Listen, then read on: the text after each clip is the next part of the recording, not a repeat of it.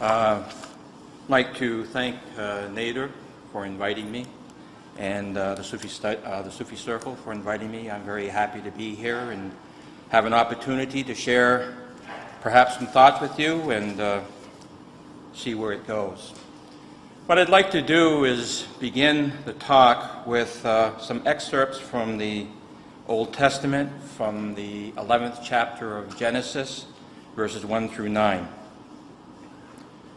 And the whole earth was of one language and of one speech.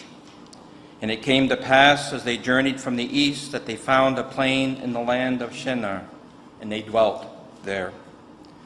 And they said one to another, "Let us make brick and burn them thoroughly." And they had brick for stone, and slime had they for mortar. And they said, "Let us build us a city and a tower, whose top may reach unto heaven, and let us make a name, lest we be scattered abroad upon the face of the whole earth." And the Lord came down to see the city and the tower which the children built. And the Lord said, "Behold, the people are one, and they all have one language, and this they begin to do. And now nothing will be restrained from them which they have imagined to do. Let us go down there and confound their language, that they may not understand one another's speech."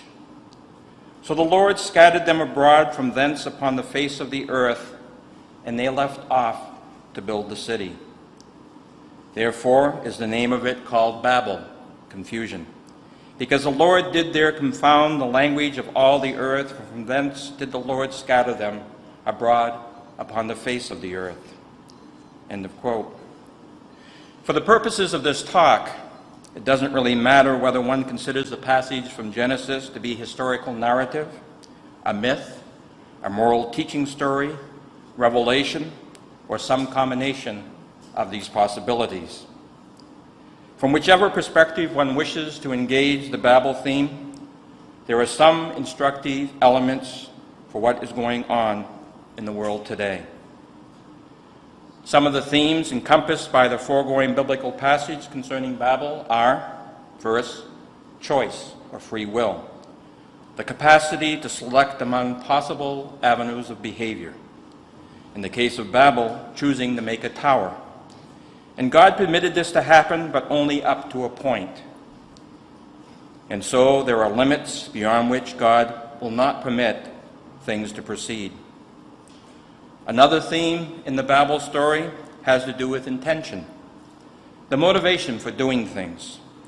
And in the case of Babel, the intention was for the people to make a name for themselves, so that in the event that they came to be scattered across the earth, people would know of them and what they had accomplished.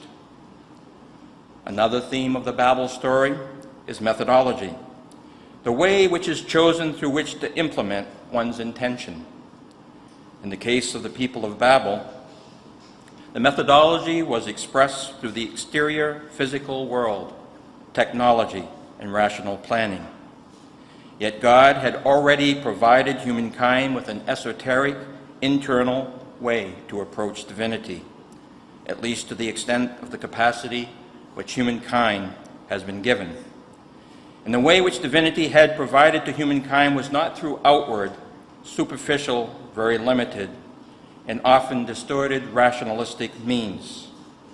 On one level, God was angry with the people of Babel because they had sought to invent their own modality of reaching God.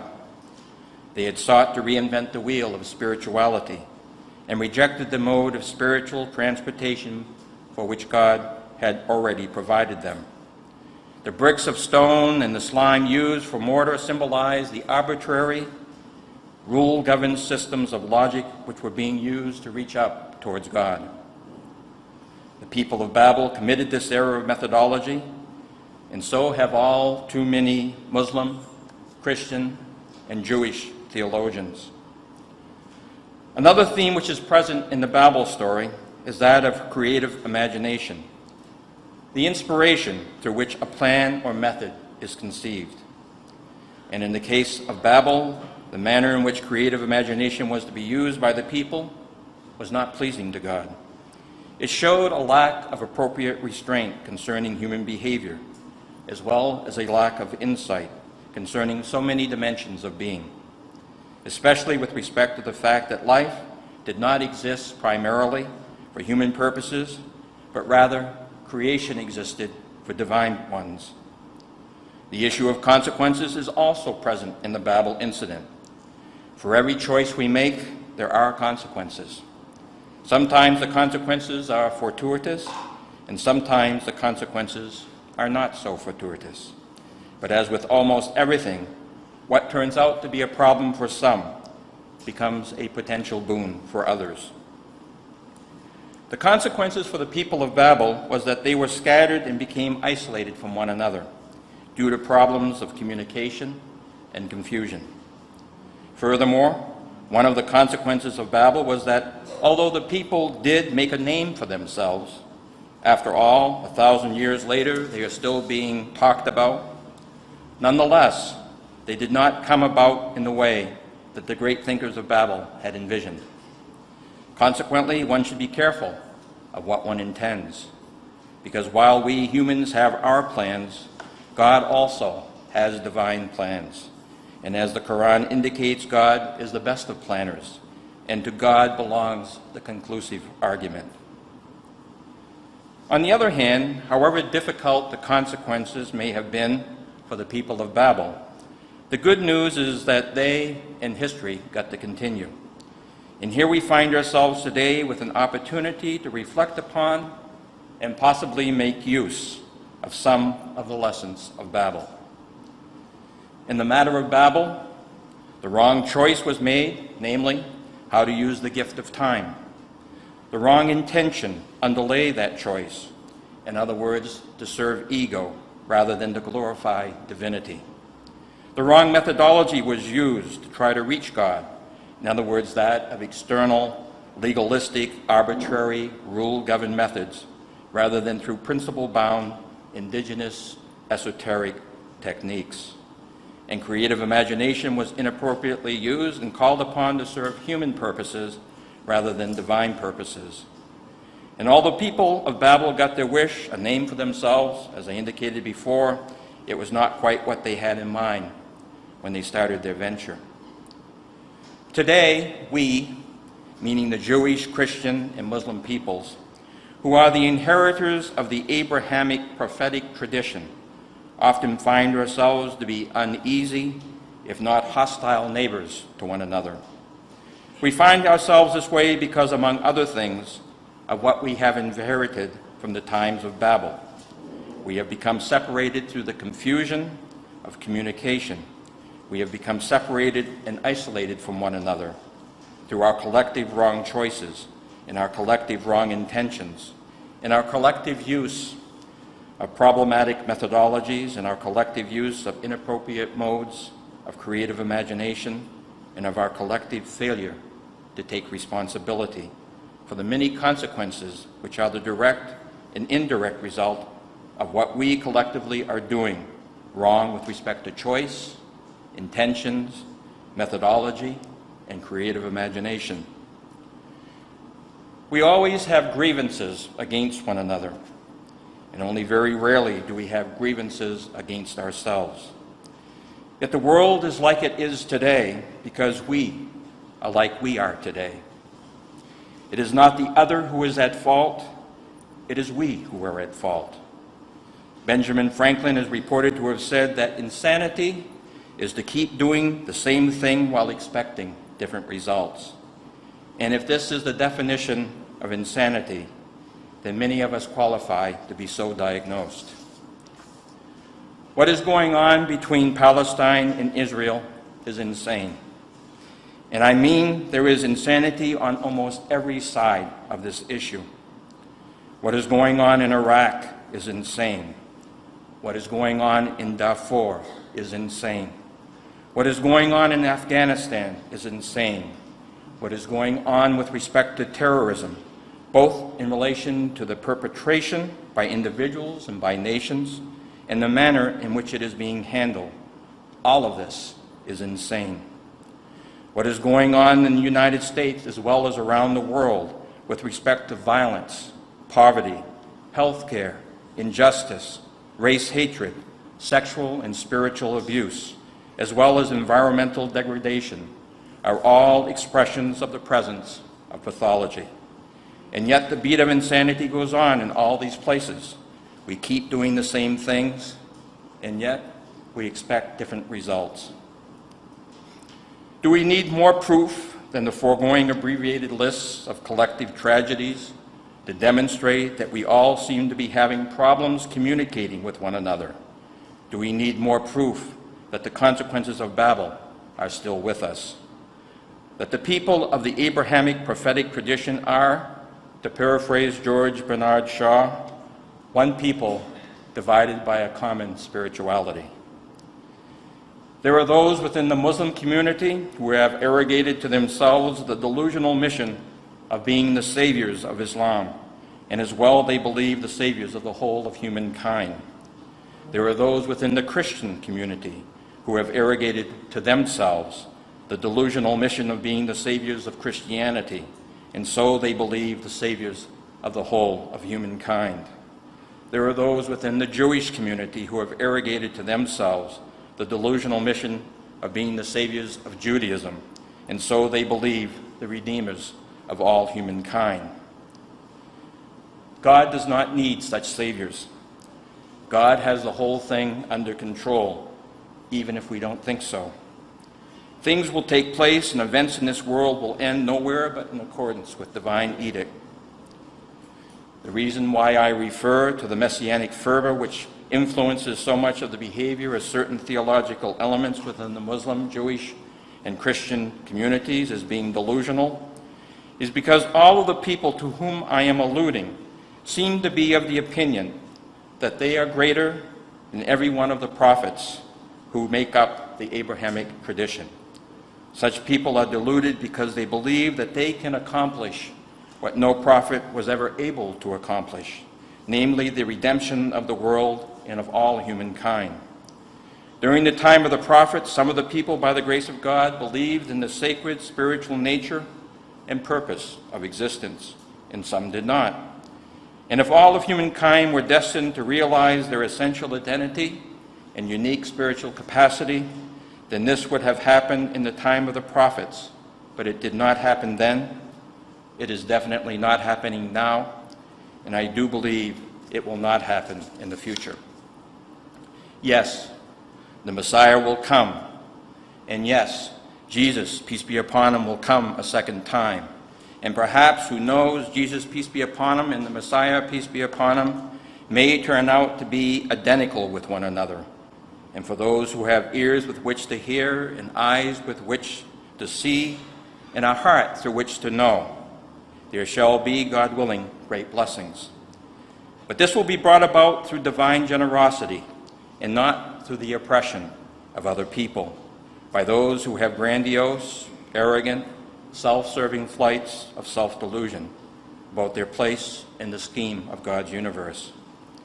Indeed, oppression is so odious to God that the Quran indicates it is worse than killing. Although one would never know that by looking at the Muslim world, many of whom oppress one another. All of the deluded individuals, Muslims, Christians, and Jews, who are being alluded to are secretly and openly plotting, planning, fighting, quarreling, manipulating, exploiting, abusing, and maneuvering to bring about the final reckoning, to bring about Armageddon, so that their delusion might become everyone else's nightmare. Apparently, all of these people believe that fighting and killing is the only way to go. Why is it that so many people are willing to trust God after they kill, but they're not willing to trust God without killing?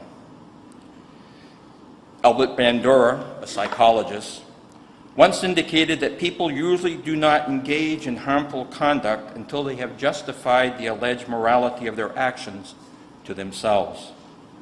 This is what all too many Muslims, Christians, and Jewish individuals have done, convinced themselves that harmful conduct towards others has been sanctioned by divinity, convinced themselves that God has sanctioned the declaring of war on anyone who does not think, act, pray, dress, speak, believe, worship, or live as they do.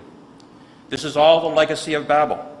This is the legacy of wrong choices, the wrong intentions, the wrong methods, and the wrong forms of creative imagination, which are the signatures of the Babel event.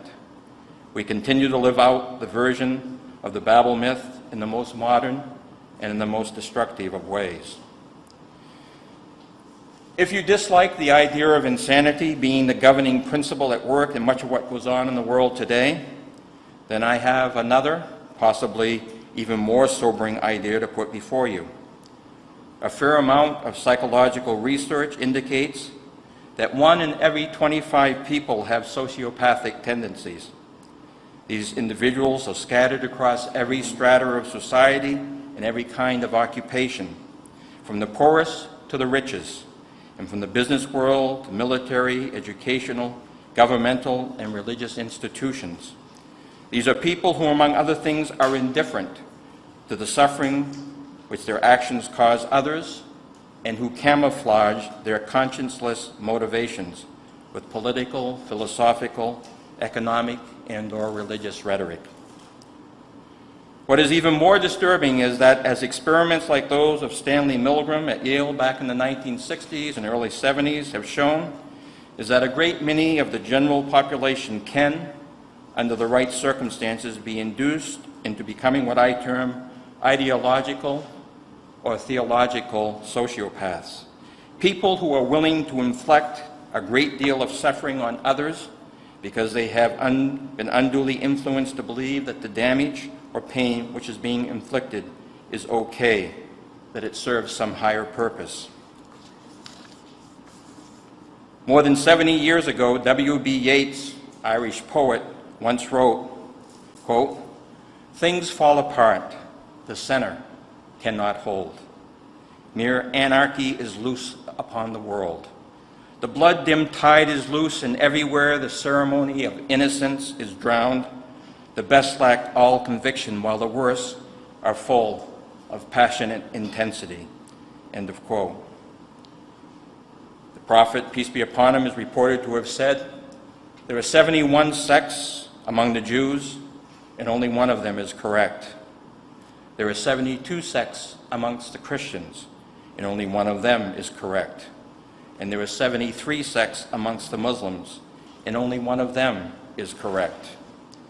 At the heart of the Abrahamic prophetic tradition, there are those Jews, Christians, and Muslims who give expression to a set of choices, intentions, methods, and creative imagination that reflect divine guidance and purposes. But who are those blessed people? It is said that there are 4 kinds of individuals: those who know and know that they know. These are the prophets and saints, and one should follow them. Then there are those who know but don't know that they know. These people are asleep and need to be wakened. Then there are those who don't know and know that they don't know. These people are capable of learning and should be taught. Finally, there are those who don't know and they don't know that they don't know. And these are the ignorant, and one should stay away from them. The truth of the matter is that within each of us reside these same 4 kinds of individuals. There is a part of us which knows and knows that it knows, and God willing gives expression to the very best of our spirits, hearts, and souls. There is also a part of us which knows but needs to be woken up, because that part of us is asleep to the truth of things, even though it has the capacity to know the truth. As well, there is a part of us which knows that we do not know, and which has a desire to seek and learn the truth. And finally, there is a part of us which does not know and doesn't know that it doesn't know, and this is the ignorance and darkness of our egos. The problem is that when we are ignorant, we often have delusions of grandeur and believe that our ignorance is the part of us which knows and knows that it knows, when in reality is the part of us which does not know and does not know that it does not know. This is the mode of, quote, being full of passionate intensity, end of quote, which marks the worst of us and against which Yeats warned us in his poem. When we are unduly influenced by this aspect of ourselves, we are so certain and convinced that we are right, we are prepared to insist that everyone see things the way we do. We are prepared to impose our solutions for life and death on them. We are prepared to sacrifice others on the altar of our own sense of self-righteousness. The Quran warns about such wrong-headed, wrong-hearted, and wrong-spirited conviction when it says, quote, "Shall we tell you who will be the greatest losers in their works? It is those whose striving goes astray in the present life, while they believe they are working good deeds." End of quote. So who are the ones among the Jewish, Christian, and Muslim peoples to whom the Prophet Muhammad, peace be upon him, was alluding in the previously cited hadith concerning those who are correct? In the Quran, Surah Shams begins with the following: "By the sun and his brightness, and by the moon when she follows him, and by the day when it reveals him, and by the night when it enshrouds him, and by the heaven and he who built it, and by the earth and he who spread it, and by the soul and him who perfected it and inspired it with knowledge of lewdness and God-fearing. He is indeed successful who causes the soul to grow, and he is indeed a failure who stunts its growth." End of quote. My spiritual guide taught me that the rhetorical style of the Quran is such that whenever God wishes to draw attention to the importance of something, an oath is used, such as by the moon, or by the sun, or by the heavens, or by the earth, and so on. Nowhere else in the Quran does one find as many oaths heaped on one another as one does in the opening of Surah Shams. And so, what is God directing our attention to that is of such importance? It is this: the one who devotes herself or himself to the spiritual growth of the soul succeeds, God willing, and the one who obstructs the spiritual growth of the soul fails.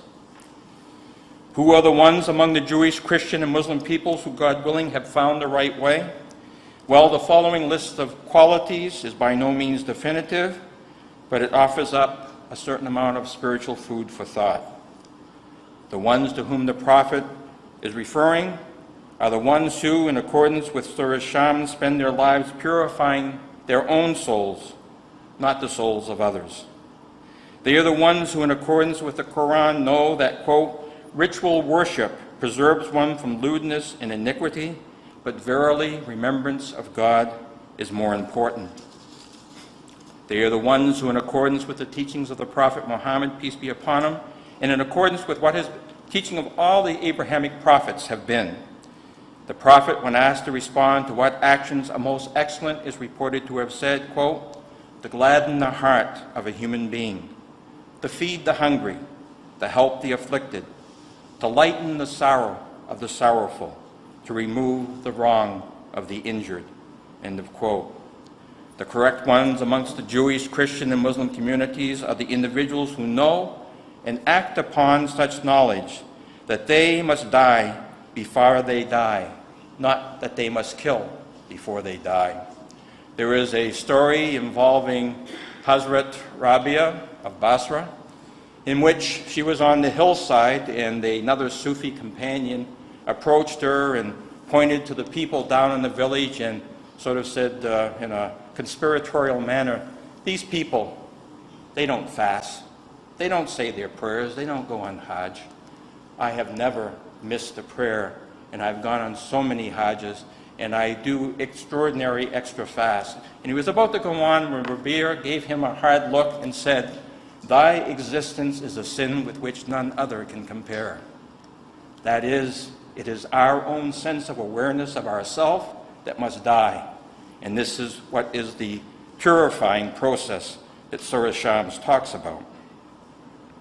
The ones that the Prophet has talked about who are likely to agree with what the Quran says when it says, quote, "Say surely my prayer and my service of sacrifice, my life and my death are all for God, the Lord of the worlds." End of quote. There is nothing in this about killing others.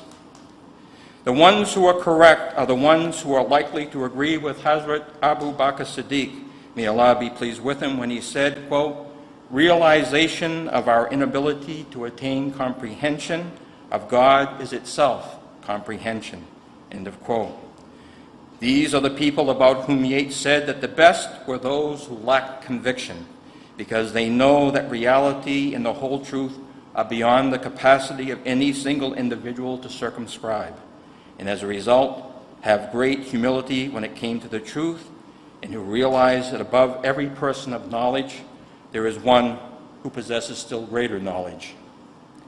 The correct ones among the Jewish, Christian, and Muslim peoples to whom the Prophet alluded are the ones who are likely to follow the guidance of the Quran when it says, quote, so follow the deen, follow the way of Abraham, the upright.